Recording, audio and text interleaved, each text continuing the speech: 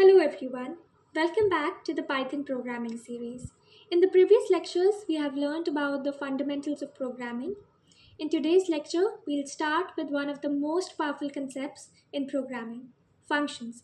So functions help you organize your code and avoid repetition. By the end of this lecture, you'll be able to create, call, and use functions in your program with practical examples. So without wasting any more time, let's get started. So let's begin with understanding what is a function and what makes it so important in programming. A function is a block of organized, reusable code designed to perform a specific task. So a function is generally used to perform a specific task, and here we are defining it as a block of organized, reusable code. So let's see the uses of functions. It improves readability of code, is reusable, it reduces the size of code and makes debugging easier. So when you have a function, a specific function defined to perform a specific task, it makes debugging easier because you just need to modify that code itself, and it even makes it reusable. You can use it wherever you want, right? Let's understand the syntax of a function now. So to define a function, you need to use the def keyword, right?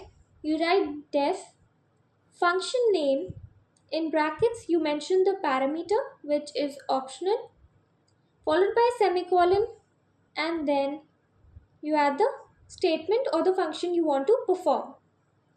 Always remember that a docstring is a brief description of what the function does as a comment, and we generally add it at the start of the function, right? It is a very good habit to have a docstring, which makes it clear what your function performs. Next, there are some key important terms. We have arguments and parameters. So, what is an argument? It is an expression passed to a function by its caller for the function to perform its task. It is specified only in the function call. The actual values passed into function when it is called, right? So this is the basic definition of an argument. The actual values that you pass during a function call is known as an argument, right? Moving on to parameters. So parameters act like local variables within the function holding values provided by arguments. They are the temporary memory locations that are available only within the specified functions. So we can say a parameter is a placeholder, right? It acts like a placeholder, and when you make a call, a function call, you get the arguments, right? But in function definition, you mention the parameters. Let's understand it with the help of an example. So we are using the def keyword, that means we are starting a function. The function name is greet and the parameters passed are name and age. Always remember, in function definition we pass the parameters. So name and age are parameters here. This is the task that our function performs. It prints hello the name, comma you are itne years old, right? So the arguments will replace these braces. Next, we are making the function call. So this is the function call, right? This is how you make a function call. You're passing two arguments, Alice and 25. Alice takes place of the name parameter and 25 takes place of the age parameter, right? So here name and age are parameters. They are the placeholders, right, in the function definition that receive the values of arguments Alice and 25 during the call. So parameters are mentioned in function definition. Arguments are given in function call. right? Always remember this thing. Now moving on to the types of arguments. So mainly we have two types of arguments, the positional arguments and the keyword arguments. So what are positional arguments? So in positional arguments, you need to provide the arguments in the correct order. When we say name comma age, so the first value, the first argument that you pass should be a string and the second one should be an integer, right? Whereas in keyword arguments, you explicitly associate arguments with corresponding parameters names, right? When you don't know the order, you can use the names of parameters to specify the values that you want to give, right? So keyword arguments are used when order is not known. And you always define keyword arguments with a star and then mention the keyword parameters, right? For example, I've taken an example here. Def add a comma b. Here a and b are the parameters, right? So we are passing the values 10 comma 20, right? Here 10 replaces a and 20 replaces b during the function call, right? So this is a example of positional argument. And next we are writing add a is equal to 10 comma b is equal to 20. So this is a keyword argument. We could even have written it as b is equal to 20 and a is equal to 10 because we don't know the order, right? So even this would give the same output. All of them would give the same output, that is 30, right? So how you mention keyword arguments is the keyword arguments start with an asterisk. For example, detail, you mention the keyword arguments like that. Moving on to default arguments. So default arguments are used to assign a default value when no value for arguments is passed. So supposing you pass no value for an argument, what happens in that case is it's replaced with the default value that you've already decided. So here's a note that non-default arguments cannot follow default arguments. So when in braces, you mention the default arguments, you cannot have non-default arguments after that, right? So mostly we have the default arguments mentioned at the last. Next we have variable length positional arguments, or we even call them arbitrary positional arguments, right? So how do you represent variable length positional arguments? You write star args, right? That is how you mention the arbitrary arguments. So when the exact number of positional arguments is not known, what you can do is you can use arbitrary arguments. So in this, the arguments are stored as a tuple, which means that each argument can be assessed using a loop, right? For example, we write def func name star args, which means this is a variable length argument, right? Next, we have a very important concept, which is anonymous or lambda functions. So what does anonymous mean? Something without a name, right? So an anonymous function is a function without a name, and it is always defined using a special keyword, which is lambda, right? So lambda keyword defines a anonymous function. Let's have a look at the syntax now. You use the lambda keyword to define this function. You don't use def in this case. Use the lambda function.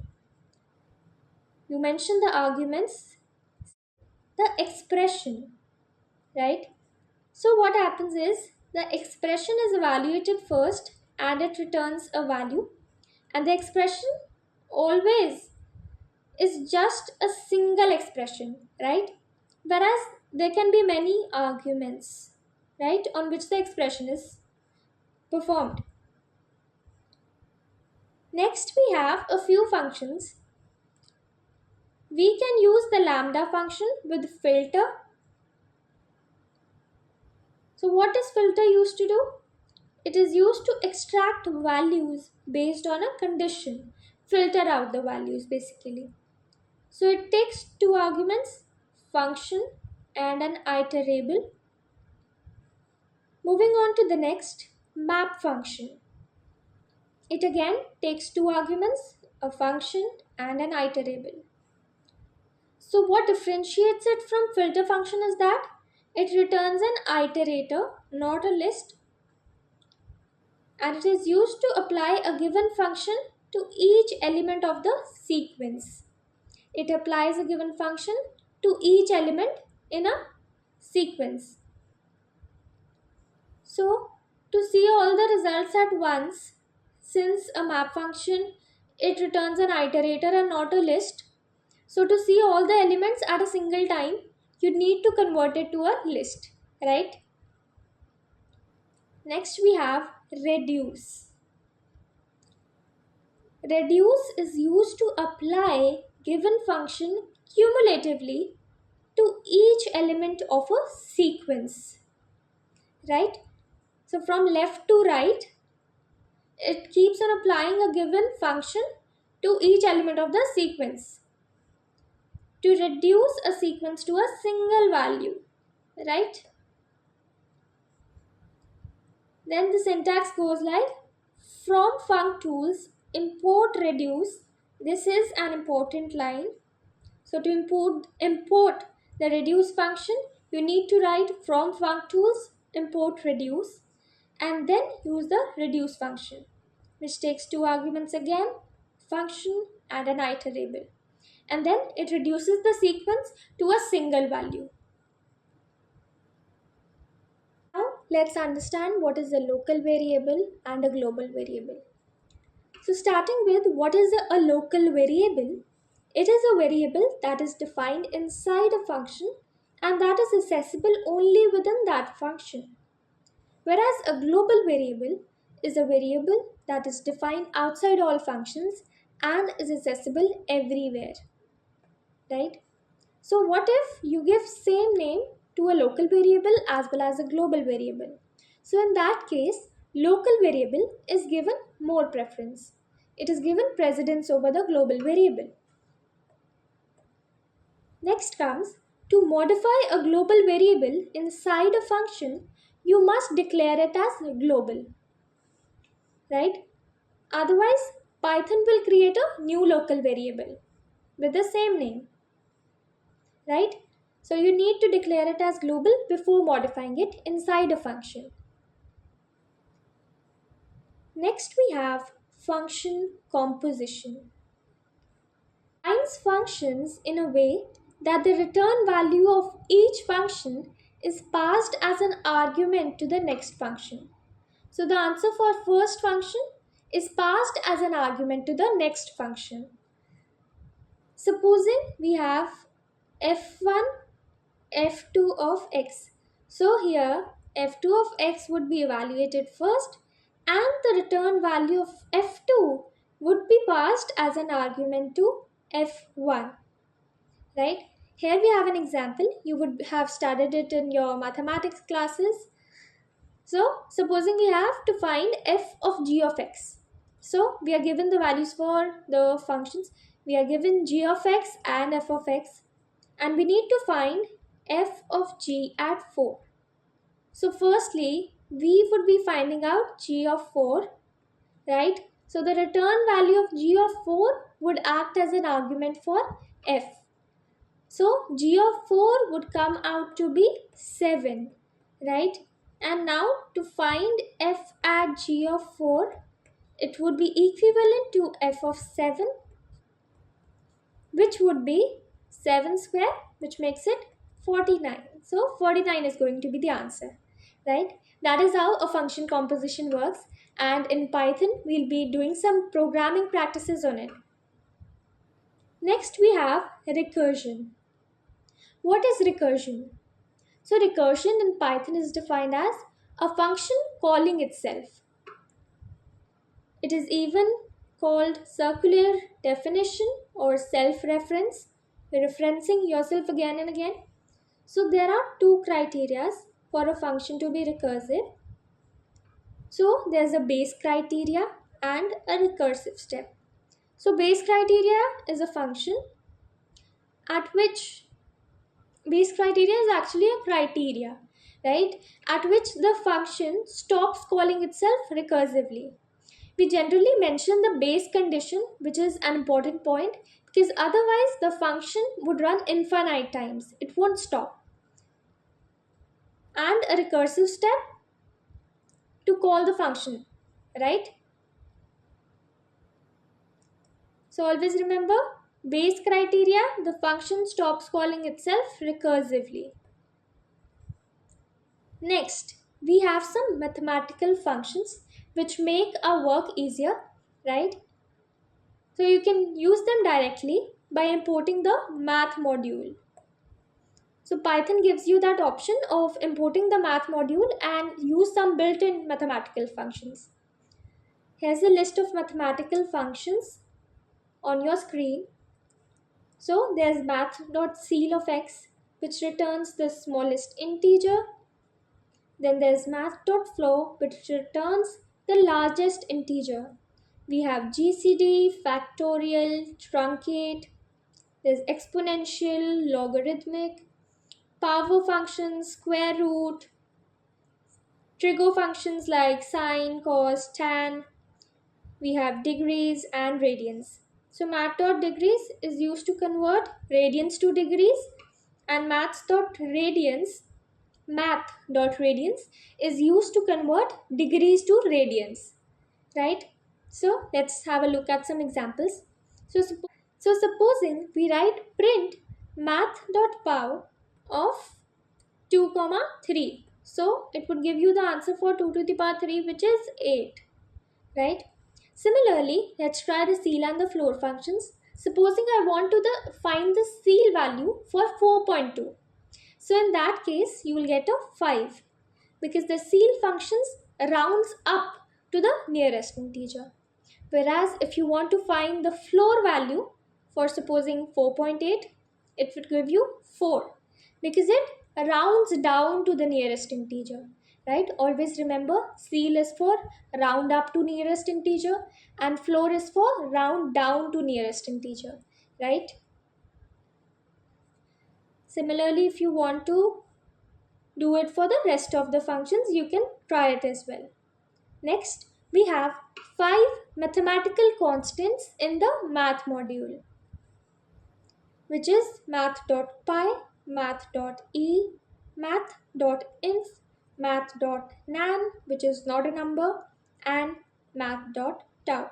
So math.py, the value is 3.14 and so on, which is an irrational number. Next we have math.e, which is 2.718 and so on, which is called the Euler's number. Next we have math.inf for infinity. We have math.nan, which is nan, not a number. And we have math.tau, which is simply 2 times pi. So when you try to find the type of these constants, these will be float, right? So this is all for this lecture. We'll be doing the programming practice now. I want to create a greetings function. So I'll start with the def keyword. Let us name this function as greet. For now, we'll take no parameters and print good morning. So now let's make the function call. On running this code, we'll get the output as good morning, right? So always remember that you can call a function as many times as you want.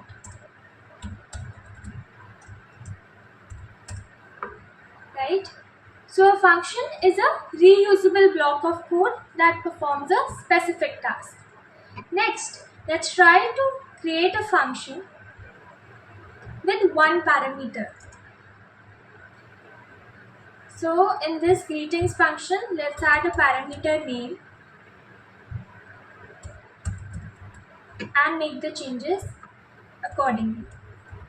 Supposing I pass the name as Ananya. One second, we need to remove these. So on running this code, we'll get good morning Ananya. Similarly, you can pass the arguments for the other function calls that you make. Now, let's try to create a function with multiple parameters. Supposing we try to store the student details that are name and age. So we'll take name and age as parameters and print the name and age of the student.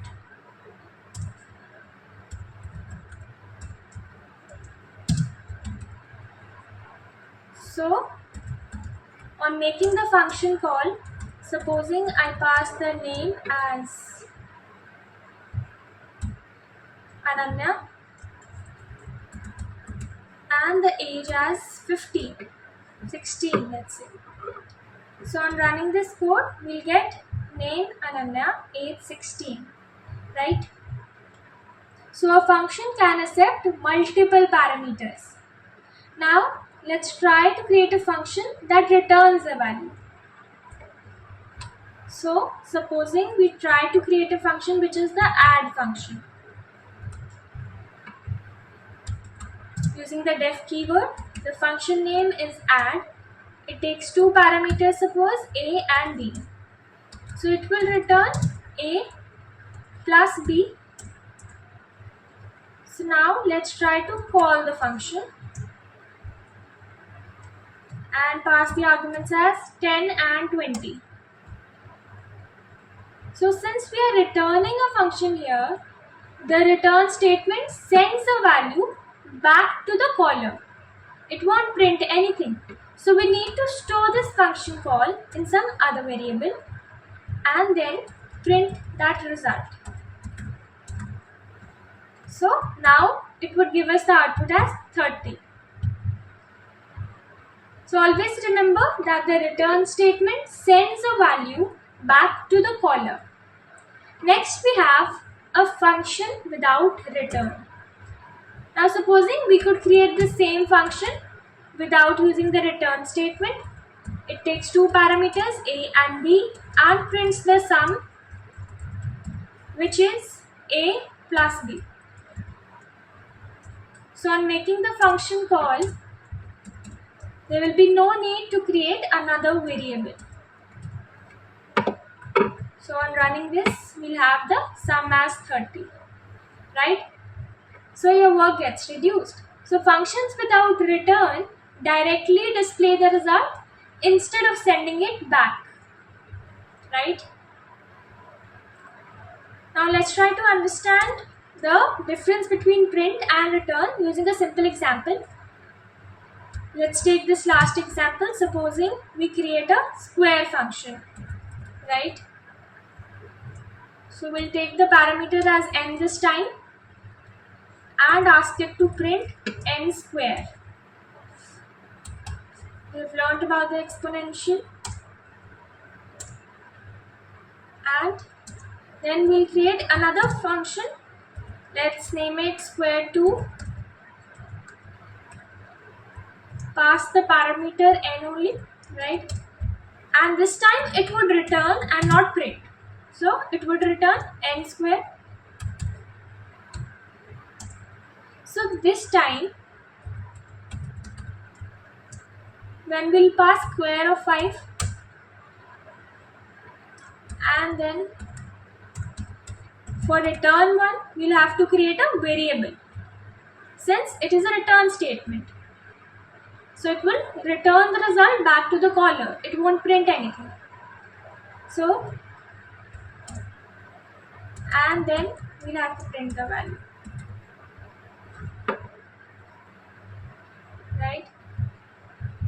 Let's comment out this add one.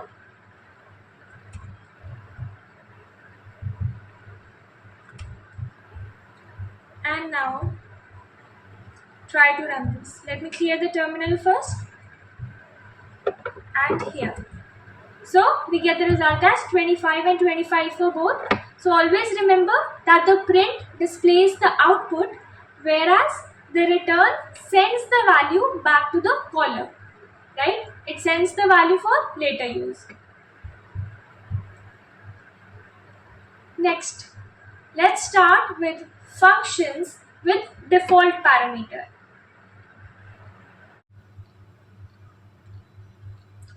So default parameters are used when no arguments are provided, right? So now let's create a function, supposing greet only, and set the default parameter with the value of guest and allow it to print hello and then the name. Now let's make the function call. So first time let's try it by passing an argument Ananya, and the next time let us pass no argument. So on running this, we'll get the first output will show us hello Ananya, and when we are passing no argument, it will show us hello guest. The default value gets placed, right? So the default parameters are used when no argument is provided and it is replaced by the default value that you have given. Next, let us start with keyword arguments. Now let's create a function details. Take two parameters, that is name and age.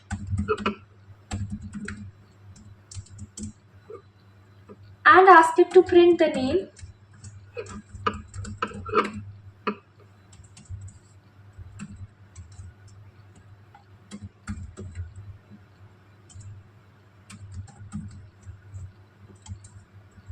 And in the next line, supposing we want the age. So on making the function call, default arguments can be assigned like this. Name is equal to Ananya and age is equal to 20, let's say. So on running this, we'll get name Ananya and age 20. I hope that is clear. We can even make a function call like this. Since we don't know the order, we can say age is 16 and then name is Aman. So on running this, we get the output the same way as we got for the earlier one. So keyword arguments allow passing values by the parameter names. Next we have positional arguments.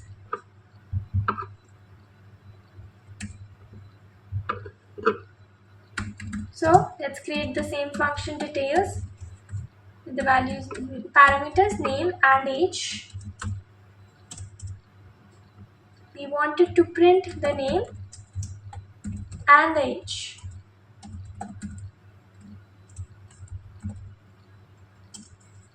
So let's make the function call.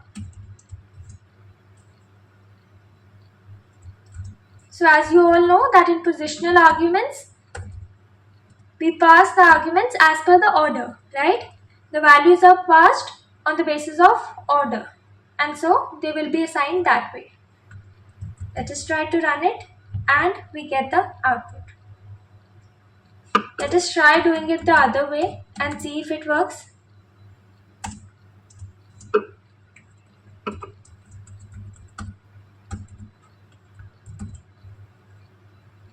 So this time it considers the name to be 12, which is not the right way. So you need to know the order in case of positional arguments because the values will be assigned based on the order.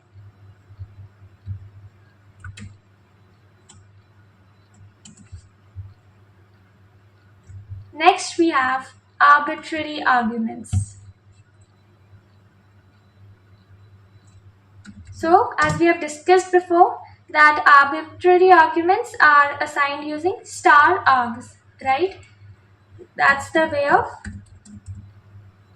representing them. So here, let us take star values and create the function numbers. So in this case, supposing we wanted to print the values. Now, let's make the function call. We write numbers and in brackets, we pass the values. So here I am passing 4 values, 10, 20, 30 and 40. So on running this code, I'll get the output as a tuple. It says 10, 20, 30 and 40, right? So star args allows a function to accept multiple positional arguments, and it is always represented using star args. These are the arbitrary arguments. Moving on to the next, we have keyword arbitrary arguments. So for these, we say star k args. That is the way of representing the keyword arbitrary arguments. So let us create a function, details, and then star kw args. So let us take it as info and ask it to print the info. Now let's make the function call and pass the values. So since these are keyword arbitrary arguments, keywords are assigned like this. Let us say the name is Ananya, age is 12, and the course supposing is Python. So on running this, multiple keyword arguments are displayed as a dictionary, right? So we get a dictionary with multiple keyword arguments this way. So star kw args allows multiple keyword arguments as a dictionary. Now let us discuss the difference between a local variable and a global variable through the help of an example. So let us start with the global variable first. Supposing I create a function display and inside it create a variable and assign it a value of 10.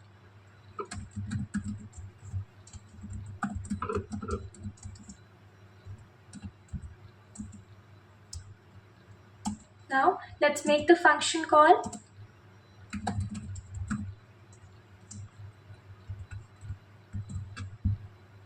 So we get the output as inside 10. So from here we can infer that local variables are accessible only inside the function. Whereas let us have a look at what a global variable is. Let us again create a function display and print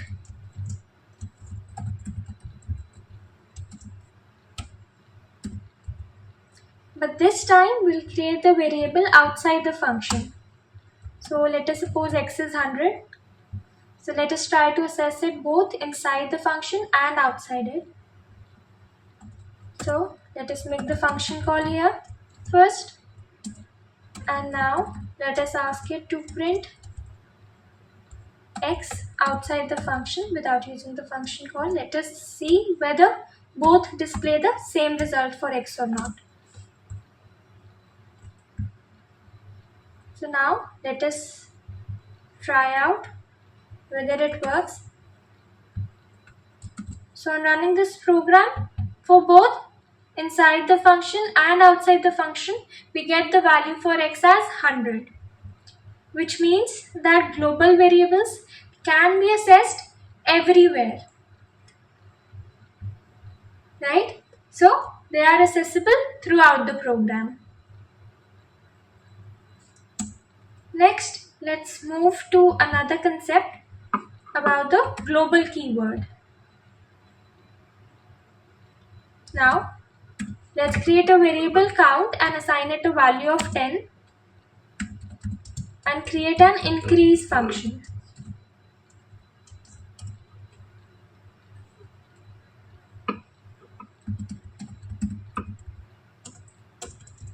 So we discussed a point that when we want to modify a global variable inside a function, you first need to declare it as global, right? You need to use the global keyword inside the function to modify it. So let us declare it as global. After declaring it as global, we can modify the count, supposing we want to increase it by 5. And now let's call the increase function.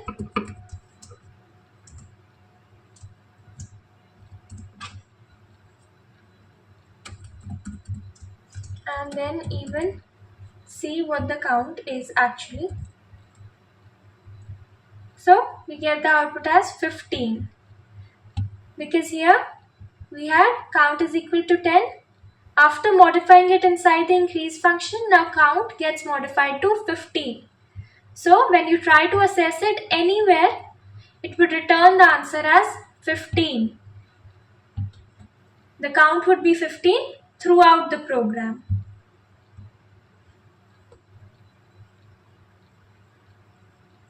So all in all, the global keyword allows to modify the variable inside a function.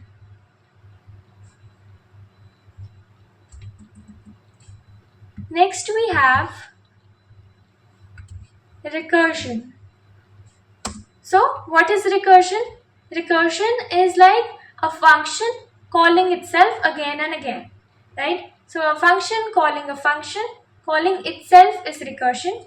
Whereas we even discussed about function composition, which is a function calling another function. So first let's discuss the function composition. Supposing we create a function message this time and it displays welcome.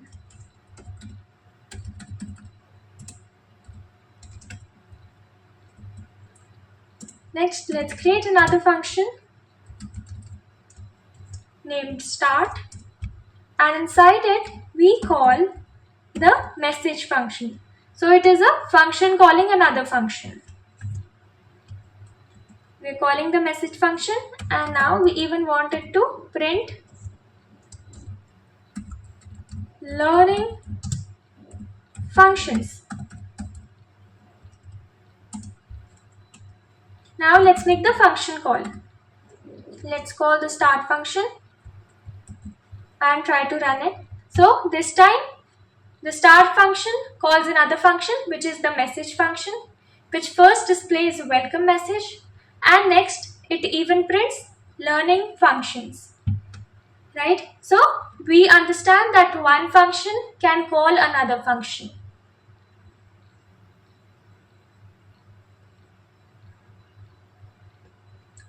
Now let's try to create the program for factorial using a function.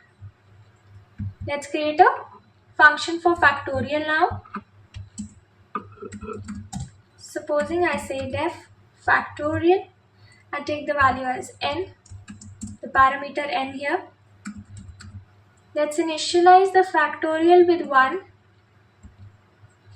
and then use the for loop to calculate the factorial. So let's say for I in range of 1 to n plus 1, because we want it to go till n. Factorial multiply equal to I. We have discussed the function before as well. We have discussed the concept for factorials before. So the function should return the factorial.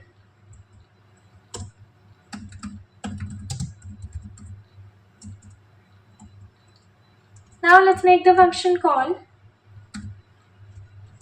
Let us suppose we pass the argument as 5.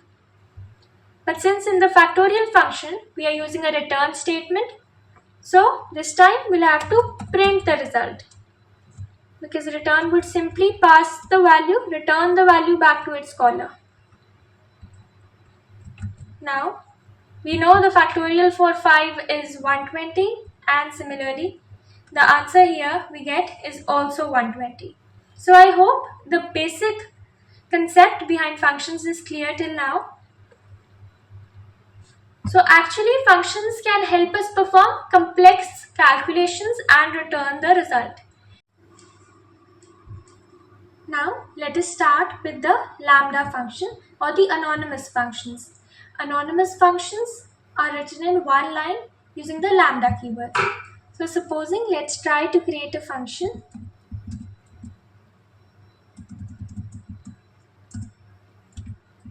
Supposing we create an anonymous function square, we start with the lambda keyword, the argument as x, and we want to calculate the square of x.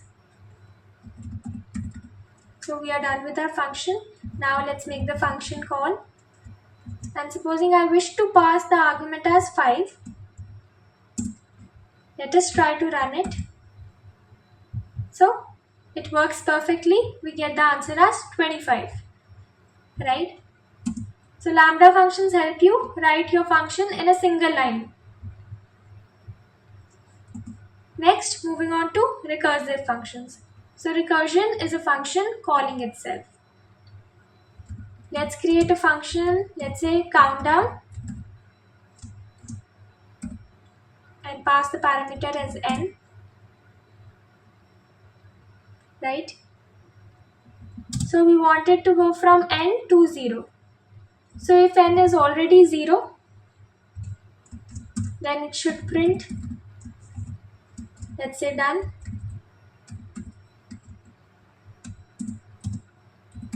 Else, it should print the value of n first, and then we'll again call the countdown function, and it should work for n minus 1 this time. Now let us make the function call. Let us say we want the count of 7. Countdown. Right? Now let us try to run this function. And since we were passing a value of 7, the countdown goes from 7 to 1. And once it is 0, we get a done. Right? So recursive functions call itself until a stopping condition or a base condition is met. You need to have a recursive step and a base condition in recursion. That makes a function recursive. Now let us end our lecture with a simple function that takes the user input and confirm that a function can even process values that are entered by the user. Let us comment this function.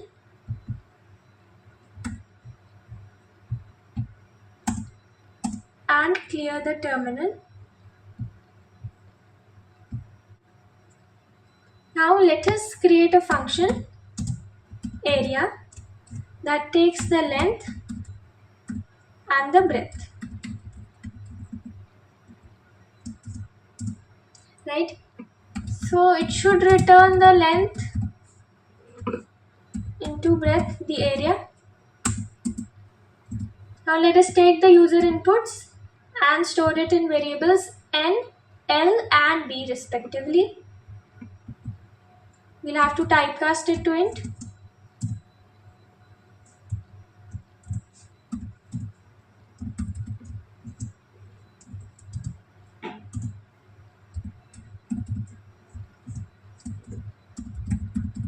Let us take the length